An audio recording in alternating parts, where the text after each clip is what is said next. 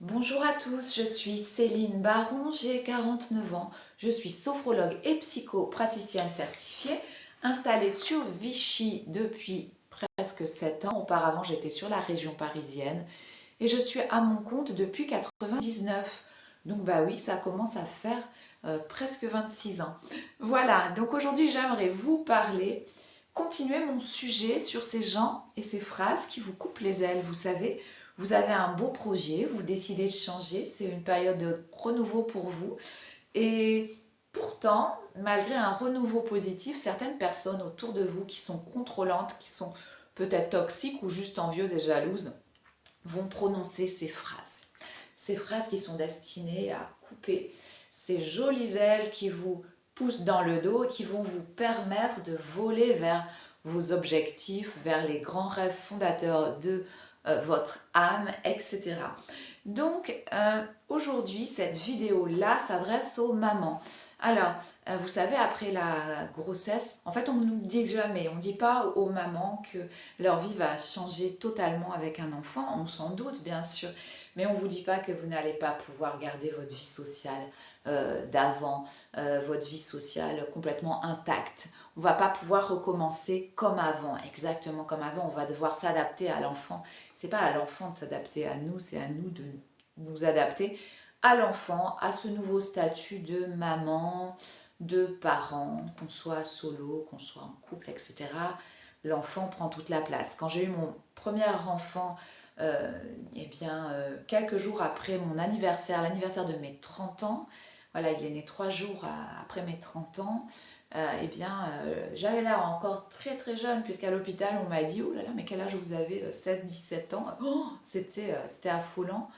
C'est vrai que j'étais encore très jeune physiquement, très jeune dans ma tête, et j'avais repris des études, j'étais en licence de théologie, donc ma vie c'était, je faisais du coaching, et puis à côté de ça je travaillais à mi-temps dans un hôpital, et puis le temps qui me restait, je révisais le grec ancien, le latin, l'exégèse, l'histoire de l'église, l'histoire de l'art, etc.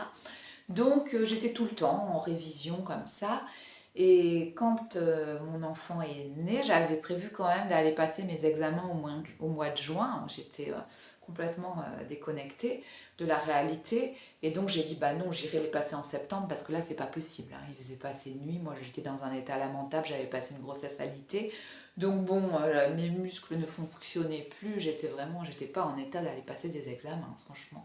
Donc j'ai repoussé ça à septembre. Donc déjà, c'est la première fois que je passe les examens en septembre avec ceux qui ont raté. Et voilà, moi j'avais pas raté, mais j'avais pas pu me présenter. Et puis des changements. Et puis après, mais c'est difficile de réviser quand même, hein, parce que quand il s'endort, moi aussi j'ai envie de dormir, je suis crevée. Donc bon, en fait, la vie, elle redevient jamais comme avant. C'est une vie qui est nouvelle, qui est passionnante. Et vous apprenez à connaître ce petit être qui ne connaît que vous, qui était dans votre ventre, qui ne connaît que vous. Et c'est la plus belle des aventures. Donc, cette aventure-là mérite de mettre des choses de pendant un temps, ou des fois pour toujours, c'est comme ça aussi. Mais au bout d'un moment, c'est légitime, par exemple, d'arrêter d'allaiter. Alors moi, j'ai allaité mon premier enfant 11 mois et le deuxième un peu plus d'un an. Euh, J'étais un petit peu moins active, j'avais pris plus de temps pour ma deuxième grossesse, quasiment un an d'arrêt parental, donc j'avais plus de temps, j'ai allaité un petit peu plus longtemps.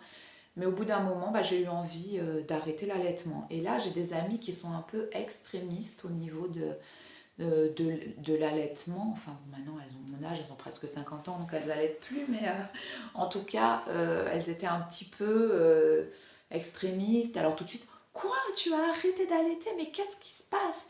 Tu as un problème? Il faut appeler la Leche League. Non, non, non, je te rassure, j'ai aucun problème. C'est juste que j'ai envie de remanger, pouvoir remanger du fromage cru, de boire un verre de vin de temps à autre, de remanger du chocolat, des choses voilà, qui n'ont pas forcément bien quand on allaite, l'alcool par exemple, un petit verre d'alcool, bon, ça passe quand même dans le lait, etc.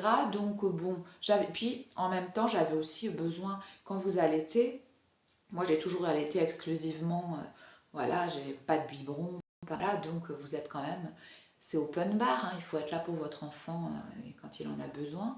Et moi j'ai toujours fait, en plus, j'ai pas calibré les tétés, c'était vraiment si vous voulez. Donc c'était open bar. Donc je vais toujours être là. Ah bah, à un moment, j'ai eu envie, ça faisait 13 mois, j'ai eu envie de reprendre ma vie. Voilà, j'ai arrêté d'allaiter. Et donc voilà, donc tout de suite, un événement tout à fait classique. Et tous les médecins me disaient, c'est déjà super bien d'avoir allaité 1 an, c'est incroyable, on ne le voit plus ça. Donc déjà, l'arrêt d'un événement classique avec certaines devient un drame. Oh là là, que se passe-t-il? Mais non, il ne se passe rien, c'est juste comme ça, c'est juste une évolution dans ma vie. J'ai envie de passer à autre chose. Donc, tout de suite, le drame, dramatisé. Alors, peut-être que vous avez eu un bébé, vous avez envie de reprendre le sport, de changer de look. Alors moi, personnellement, ça m'est arrivé quand mon fils, le premier, a eu 2 ans, j'ai expliqué dans la vidéo précédente, j'ai perdu 10 kilos que je n'ai jamais repris. Et donc là, j'ai entendu, attention, tu vas faire le yo-yo, tu étais mieux avant, etc., etc. En fait, j'étais en crête, je rentrais plus dans mon maillot de bain et j'ai dit, je m'enduisais d'une crème d'une marque célèbre que je ne citerai pas, d'une coûteuse crème pailletée qui était censée me faire fondre les bourrelets, ça marchait pas bien sûr. Donc, eh ben, je me suis mise à rééquilibrer, j'ai dit plus jamais ça, là, alors, pas rentrer dans le maillot de bain, je me sentais vraiment pas bien dans mon corps, je mangeais trop, j'étais, voilà. Donc je me suis dit, il faut que je change ça. Et je suis revenue et je me suis dit, bon bah voilà, tu es maman, tu travailles, tu fais des études à côté, donc tu as de la volonté, tu vas l'utiliser cette volonté pour perdre ces 10 kilos. Et donc ça c'était fin mai, début juin, et fin juillet j'avais perdu 6 kilos déjà. Et quand je suis arrivée en novembre, j'avais un rendez-vous très important professionnel. Et ben, j'avais perdu 10 kilos. Et la personne avec qui j'avais rendez-vous m'a dit, oh, mais comment tu fais? Tu as eu un bébé et tu as une silhouette toute fine, tout élancée. Mais la personne ne savait pas que ça avait été quand même, que c'était et que c'est encore. Bah voilà, maintenant c'est devenu une habitude, mais j'ai changé mon... J'ai pas fait de régime, j'ai changé mon alimentation, j'ai appris à aimer les crudités, les légumes, etc. Donc, ce que j'ai entendu quand j'ai repris le sport après ça, parce que j'ai fait un peu les choses à l'envers, j'ai perdu mes 10 kilos et après je me suis mise au sport. J'ai entendu, tu as la chance d'avoir du temps pour ça. Le coupage, vous savez, on coupe les ailes, la coupe des ailes. Tu as de la chance d'avoir du temps pour ça. Donc j'ai une amie, on va l'appeler Émilie, alors elle a plusieurs enfants et puis elle n'a pas le temps, elle n'arrive pas. Donc elle me regarde, l'air assez envieuse, elle me dit, tu as vraiment... de la chance, tu sais, d'avoir du temps pour ça. Bon, tout est dit, vous faire culpabiliser parce que vous sortez de la petite case. En même temps, voilà, si on est 3 4 mamans, on a accouché il y a 1 an, et puis bon, bah, il y en a une qui commence à se remettre à fond au fitness, à perdre du poids, etc. Peut-être les autres, ça qui font rien, se sentent pas très bien. Ça dépend. Moi, ça m'a jamais dérangé. Je me suis jamais comparée aux autres, donc voilà. Tu devrais profiter de ton bébé au lieu de penser à ça. Alors je sais pas, vous reprenez des études et ça je l'ai vu pour des mamans et même moi je l'ai fait, j'ai repris une formation pour le deuxième durant mon arrêt de maternité. Tu devrais profiter de ton bébé au lieu de penser à ça, ou vous décidez de prendre une maison plus grande, de partir en voyage au bout du monde avec bébé, etc. Et tu devrais profiter de ton bébé au lieu de penser à ça. Ça veut dire, mais tu es vraiment une mère en dessous de tout. Tu fais passer tes désirs, ton corps, ta formation, etc. avant ton enfant. Mais voilà, donc tout est dit quand on vous dit ça. Les ailes. Fais attention, tu deviens obsessionnel. Alors c'est pareil, donc j'étais là, je sais plus, 3 ans après cette fameuse perte de ces 10 kilos. Et j'ai une amie qui me dit, non mais toi, de toute façon, tu es trop sur la perfection, tu veux un corps parfait, etc. Moi, je voulais pas un corps parfait, je voulais mon corps moins de 10 kilos, c'est facile. Le reste, j'ai jamais regardé. Je suis quelqu'un d'assez athlétique, je fais du sport, etc. Donc voilà. Donc fais attention, tu deviens obsessionnel. Donc bon, bah, j'ai vu ça aussi dans mon travail quand j'intervenais en entreprise. Et là, je vous raconte une petite anecdote. Il n'y a pas longtemps, j'animais, comme je le fais, une formation voilà, dans un établissement. Et donc les participants qui avaient 60 ans et plus en fait, je ne sais pas pourquoi on en vient à parler de la santé, de l'alimentation. Donc moi j'explique que je suis une très mauvaise cuisinière, mais je ne veux pas de plats préparés chez moi. Pas très mauvaise, mais je suis une cuisinière basique, si vous voulez.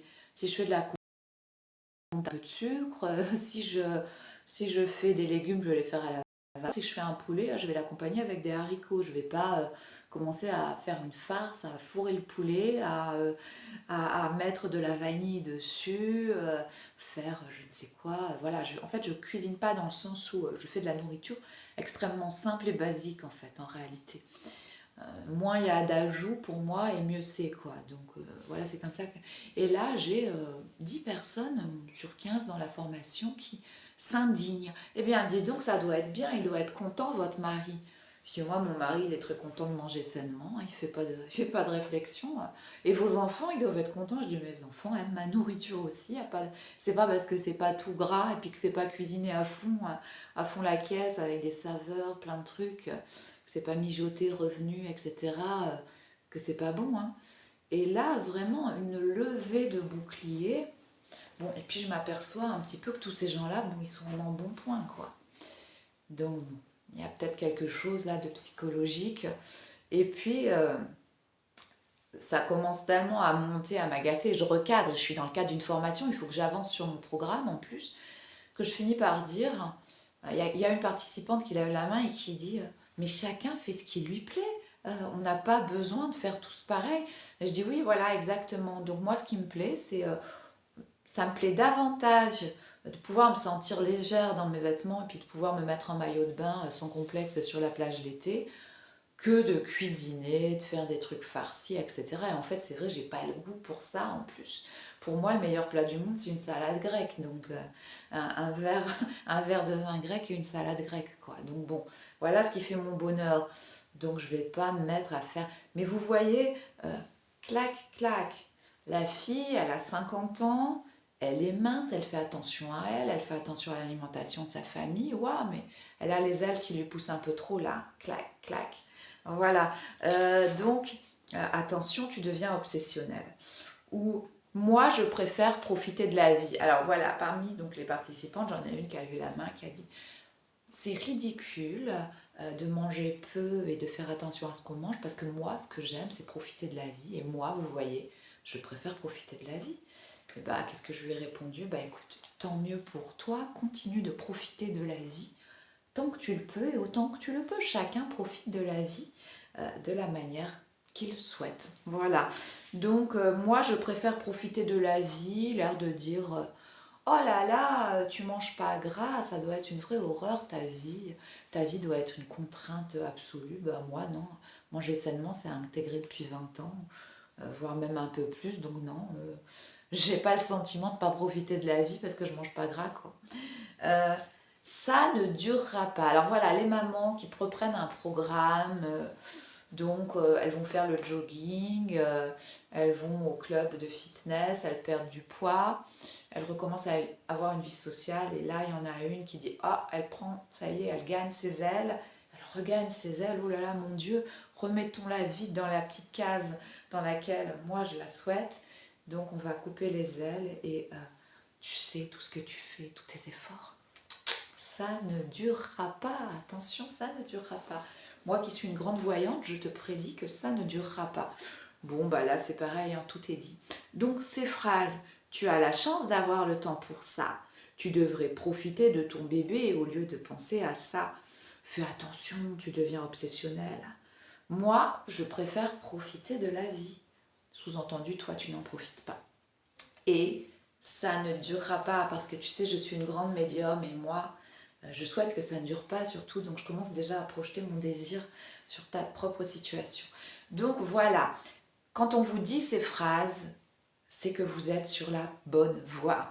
Ça veut dire que vous avez passé un cap et vous avez décidé de prioriser et de faire passer votre envie de bien-être avant les désirs des autres qui veulent vous garder dans la petite case.